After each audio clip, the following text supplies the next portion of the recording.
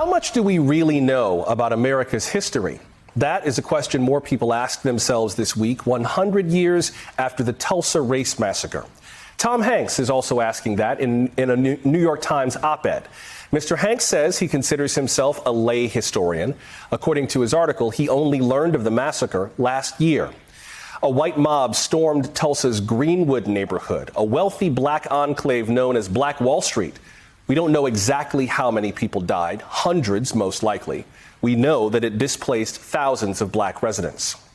If this year's Centennial taught us anything, it's that Tom Hanks is not alone. Some folks learned about the massacre in 2019 from the HBO series Watchmen.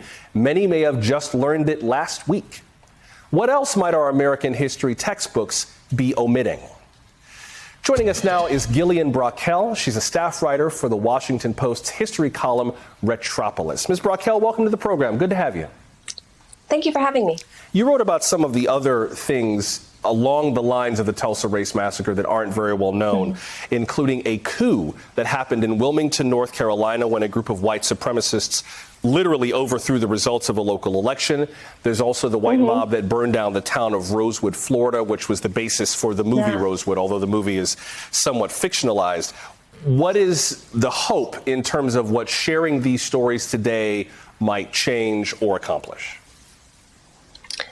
Well, I just don't think that people realize how frequent these things were. And so one of the things that happened with Tulsa this week is that we had this meme being shared everywhere with this map of massacres that happened all over the country, north and south, throughout history. And it's, for something that's being shared on the internet, it's actually a pretty good meme. It's fairly accurate. The only thing that I can find that isn't accurate is like Thibodeau is slightly misspelled, but it actually gets a whole lot of the racist massacres against black people in history. But I will say, as good as this meme is, it's not comprehensive. It's not exhaustive. There are many more that didn't even make it onto this map. Some of the ones that we have written about at Retropolis or, the Orangeburg Massacre in South Carolina, Fort Pillow at the end of the Civil War. Ebenezer Creek is one that I have written about at the end of the Civil War. And you could even go back to the massacre of black people that happened after Nat Turner's rebellion failed. Yeah. So it's really something that has been happening throughout American history. I think one of the things that kind of chills some people as they begin to learn about this is that it feels like an onslaught. That if you grew up thinking one thing about American history and then learning they killed black people here, they massacred them here, they lynched them en masse here, they kicked them out of government there, it can feel a little bit like the earth has spun off of its axis. What do you make in terms of some of the, not even just pushback, but almost the feeling of being drowned by some of this history that a lot of Americans are just hearing for the first time?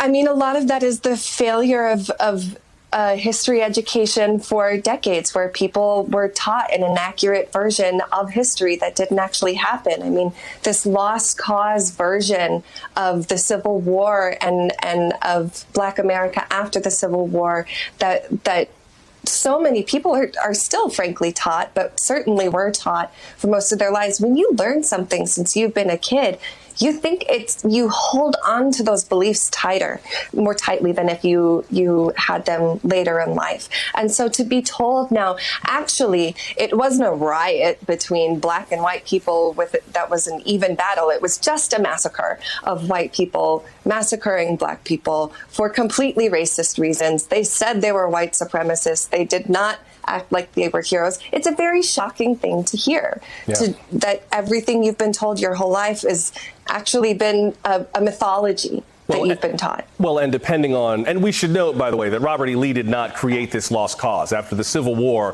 he wanted the Civil War battlefields, bulldozed. He didn't want anybody to talk about it. He said, put the flags away, just put it away, it's over, we're done. What is your sense of these debates over critical race theory, teaching critical race theory in school, and some of the state efforts to ban it or restrict it? I personally don't see how they're supposed to work, because the surest way to get a young person to do something you don't want them to do is to keep it away from them. Yeah, I mean, I'll let the politicians and the historians fight over critical race theory, but these massacres that a lot of people learned about for the first time this week are the exact things that people will be prevented from knowing if these laws pass. It really would be a continuation of the same thing, the people who are raised with this lost cause mythology. And in the last few decades, things have been better. And it would just be going back to a mythical version that is not only that is just inaccurate. It's just not accurate. Speaking of inaccuracies, there have been some images going around Facebook that I've noticed that are shared kind of on Black Facebook and Black Twitter that claim to share historical anecdotes, but they are either only half true or unverifiable. This is one that I saw online just today. It says when FBI Director J. Edgar Hoover was asked what was the single greatest threat to the USA, he answered Negro unity. Take a moment to let that sink in. All you got to do is Google J. Edgar Hoover and Negro unity to find that that is not what he said. He was referring more specifically to the Black Panther Party. So it sounds like something he would have said, but it's false. And if there's one thing I can't stand, it's something that aims to keep Black folks angry and ignorant. I mean, let alone being gullible on things you read on Facebook. But I can't really describe in TV-friendly language how mad this makes me. The push to not only teach Black history, but to put false information in the minds of Black folks to keep us mad at our lot in life. I don't even know what to do with that. I just can't handle that. But how do you see it? I mean, if you tell the truth about the quote that J. Edgar Hoover actually said the greatest threat to national security was the Black Panther Party, it's not a defense of J. Edgar Hoover. I mean, we still know that he was doing COINTELPRO, that he was doing mass surveillance of almost everyone in the civil rights movement.